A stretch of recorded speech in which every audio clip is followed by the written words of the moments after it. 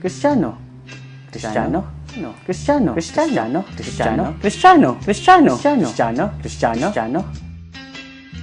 Ano nga ba ang ibig sabihin ng pagiging isang Kristiyano? Kristiyano. Naguguluhan na ako eh.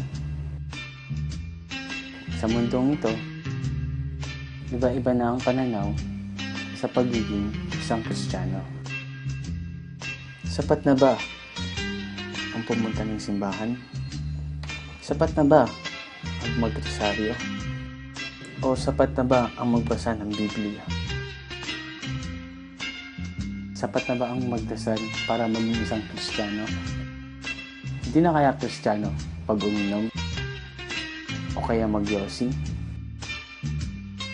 Paano pag may problema? Sino malalapitan ko? Sino makakapitan ko?